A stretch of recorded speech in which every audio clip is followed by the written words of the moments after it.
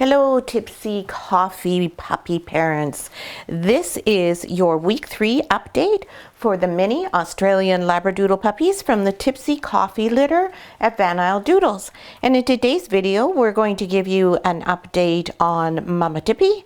We're going to update you on each of the puppies in terms of their weights, tell you a little bit about their personalities that we're starting to see, and then we're going to talk about desensitization and how that relates to socialization. Hi, I'm Claire from Van Isle Labradoodles, and these mini Labradoodle puppies are just doing great. You can see they've got beautiful shiny coats. They are all lovely and plump. Even our little squirt over here, who is quite a bit tinier than his siblings, he is just doing well. They are all thriving. Their weights are just coming along beautifully, and everything is going very well. So Mama Tippy, how is she doing?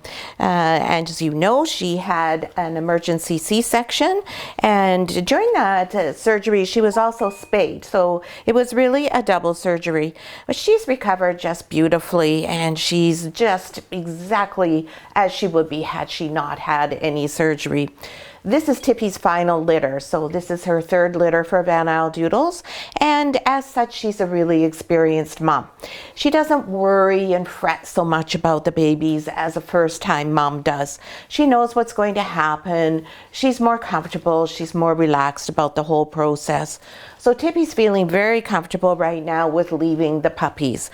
Now, normally when the puppies are 3 weeks, as these ones are now, we will be starting to get ready to move them into the doodle den.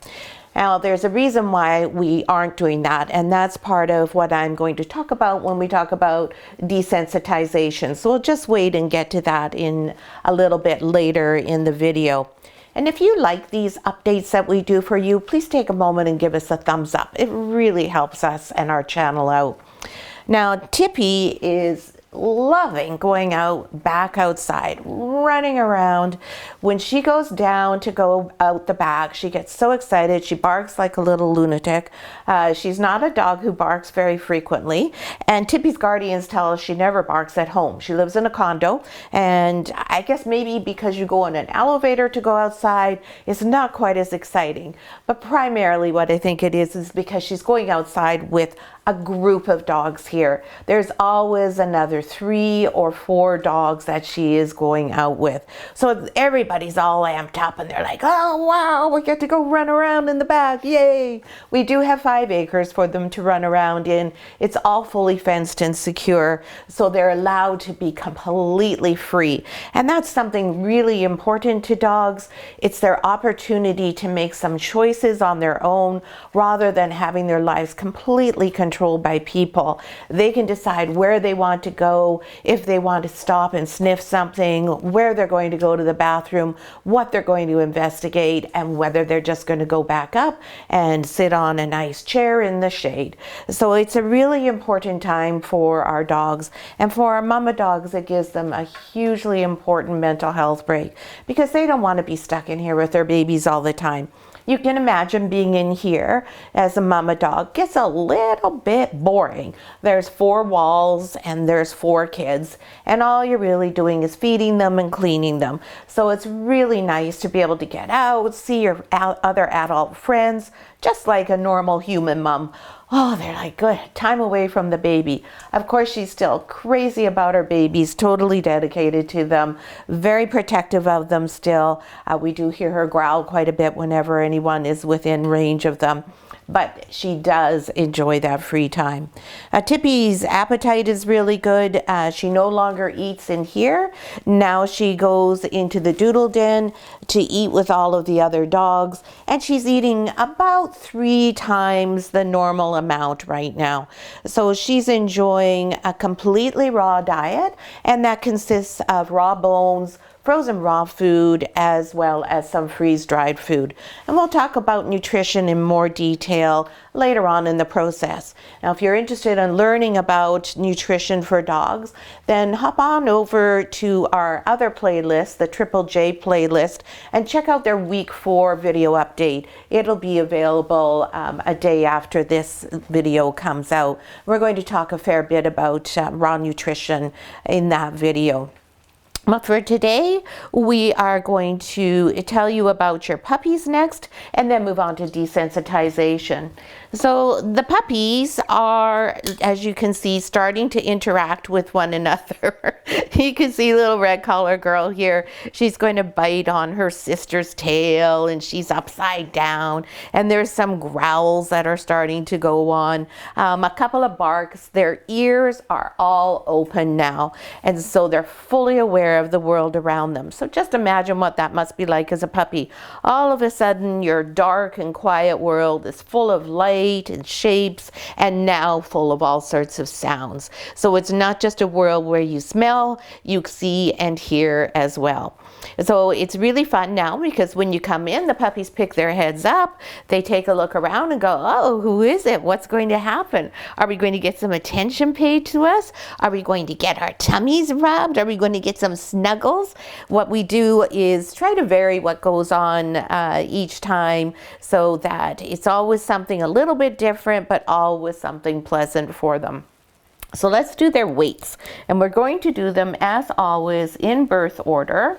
And we are going to start with Green Collar, because Green Collar, little Squirt as we call him, is our firstborn in this litter. Now, as I said, he is tiny, but you can see he is fully filled out. He is not lacking whatsoever. He is just doing fantastic. He just happens to be smaller, that's all. And this little guy is got a beautiful shiny coat. He's a sweet, sweet little personality, and he this week weighs 767 grams. So this is a tiny guy. We're going to have to wait until maybe even 5 weeks before he gets up to that 1 kilogram mark. But he's as cute as a button. He's a survivor. He's a fighter. He's got a lovely temperament. He's very sweet. And you'll see when I put him over upside down in my arms here, he likes that. He likes to, oh no, now after I said that, he's not going to like it this morning. Of course not. Normally he does. Normally he just loves that, and he loves to have his tummy rubbed. He's a snuggler. He's always been a kisser of the neck and always has enjoyed being cozied up like that. So that's our little Green Collar guy. He is the smallest, obviously, in the litter. No question about that, and no big difference or change of things. And then we go from that to the opposite, to our Red Collar girl, who is the largest in the litter. And Red Collar is coming in at 1.226 kilograms this week. So a considerable difference, almost twice as big as her brother. This little princess is a beautiful golden caramel girl. This girl's fun. She's vivacious. She's a little bit sassy. She's got lots of fun spirit in her. She's the one that you see coming up a lot and going, hey, come on, let's play. Let's have some fun, and let me find a tail I can bite. Is that right, Red Collar? Red Collar is also very gentle and very kind. Just as the puppies were nursing before, as we often find, Squirt is back at the rear here where the most plentiful amount of milk is, whereas Little Red was up towards the front where there isn't quite as much supply. But it doesn't bother her. She obviously is gaining well and not having any trouble with her weight gain. And next we have Orange Collar here. Orange Collar is just nursing. Oh, good, she just let go. That way I don't have to be the meanie and take her off. And you can see this is another super, come here, baby girl, let's get you comfy. Super, super chunky girl. Hi, hi. Now you'll see that I'm placing them towards me before you, and that's just so they know that it's me, and I give them a little nose kiss before I turn them around and hug them up. There we go, girl. And beautiful Orange Collar is 1.134 kilograms. She's a nice dark chocolate phantom girl. This little girl's right in the middle.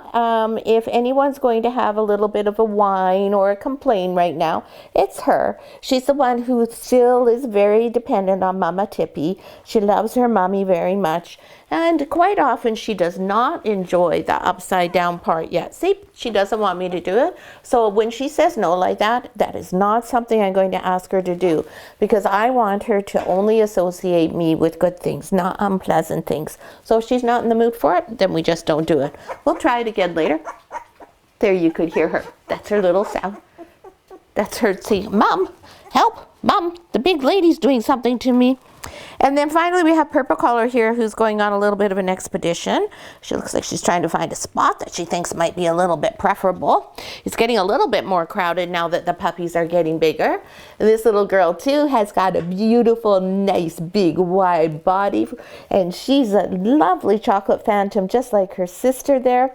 She's a little bit of a lighter chocolate. And as you probably know, if you watch our videos, chocolate Labradoodles do tend to fade. Their color will lighten over time. Some stay dark. If you take a look at our girl Peanut, who's 9, her brown spots, she's a party, are still very dark. But as a general rule, you can expect that your brown Labradoodle is going to become lighter brown over time.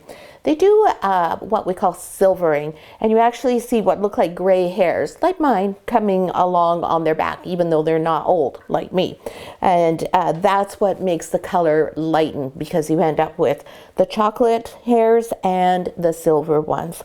And Miss Purpy is 1.218 kilograms. So everybody clearly is not, let's see if, well, we didn't do and see if she wanted to go upside down, because they're all in the middle of eating right now. It's not the time really to try and be doing that type of thing with them. So you can see they're all happy and healthy. Now they do have a bed in here now. I'm actually sitting in it because Tippy decided this was where she wanted to sit before we started shooting the video. So that meant I had to sit in the bed. Oh, we got a little flying bug in here. I have to get rid of that one. So they have a bed. This is just actually a little rimmed crate mat. And the reason for that is, as you can see, we now have pee pads down. These are actually reusable hospital pads. These are what we use when we whelp the puppies out, and then we use them in here once the puppies are going to the bathroom on their own and enough that mom can't keep up with them. So this allows us to easily change them out. It does make for a lot of laundry, but it does keep things a little cleaner and tidier. Now, normally once we get to this point when the puppies are mobile and they start moving around, we move them into the doodle den so they have more space to explore, more space to stretch their legs, and we use pee pads, and they start to learn that they don't pee where they are sleeping. We have them in here still just because they're quite small. Squirt in particular is small. They're not moving around enough yet that I am concerned about them getting out and over the box and then finding themselves on the tile floor. I don't want them on the tile floor because it's slippery and it also is cooler than in here. Now they are more able to regulate their body temperature now. In here it will only be 21 degrees this week because we will turn the temperature down in preparation for them moving. But we don't want a puppy out there and flailing about and also feeling like, holy cow, what happened? Because generally while they can get out of the whelping box, they can't get back in because they have a little pig rail here as a boost, and they kind of flop themselves over. They can get themselves up to here, then up to here, and kind of flop over. But when they're on the floor there and it's slippery and it's quite a singular height, there's no way that they can get back in. So we don't want them to be concerned. We don't want Tippy to be upset if they're out there. And it's just not a good situation all the ways around. So these guys aren't at that point yet. They're still quite content in here. They haven't shown us that they were wanting to move around a tremendous amount.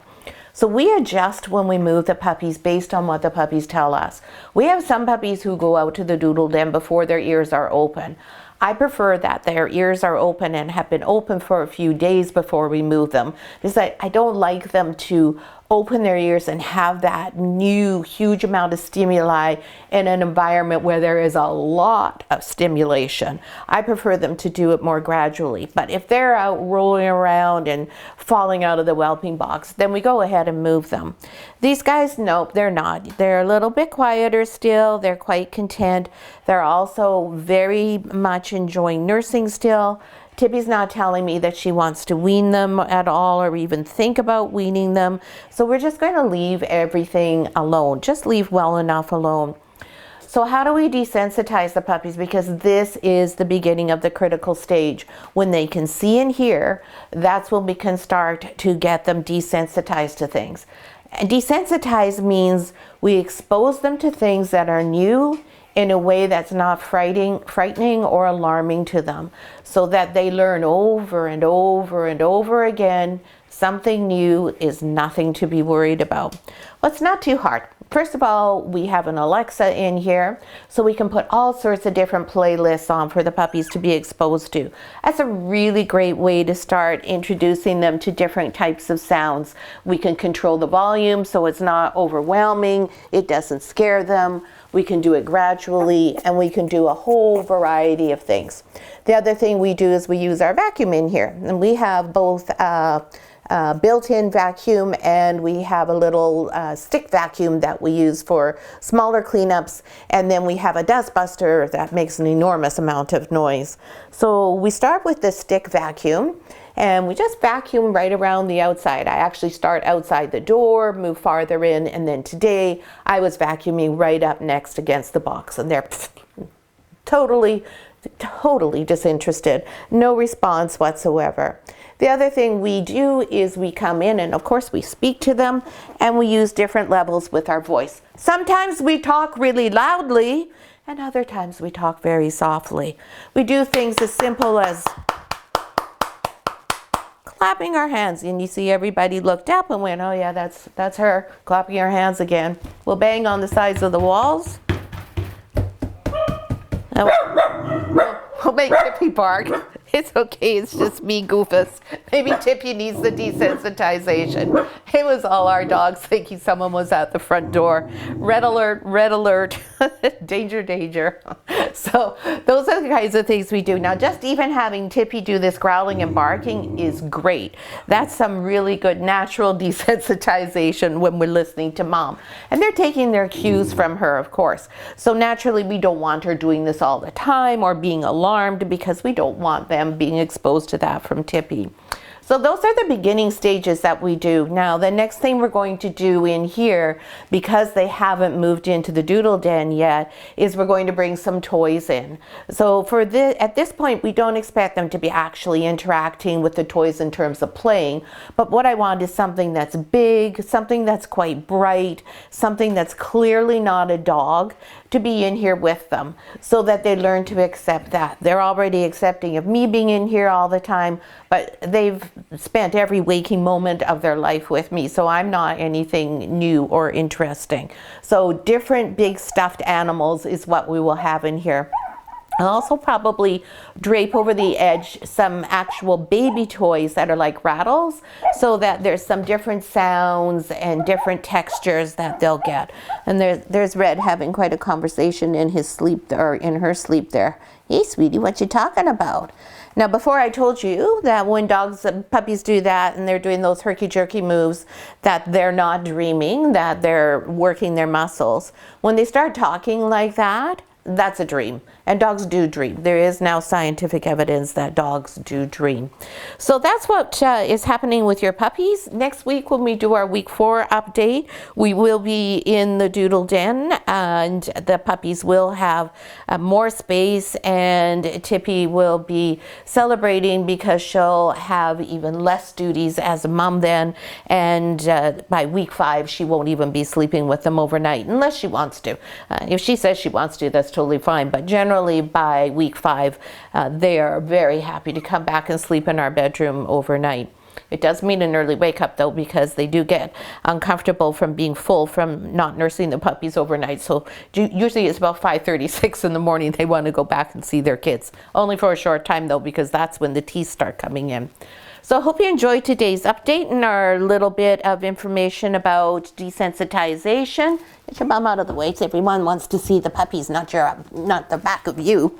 And if you have any questions or if you have any comments, please feel free to post them below the video here in the comments. When you post something, it really helps us out. It makes the algorithm think that this video is valuable and interesting, and more people get to see it, which is very helpful for us. So if you have a moment and can make a comment or ask a question, please do so. And we hope you're subscribed and that you've clicked on that notification icon there, so whenever a new one of our videos comes out, you will be aware, and you can sit back and enjoy and learn a little bit more about Australian Labradoodles.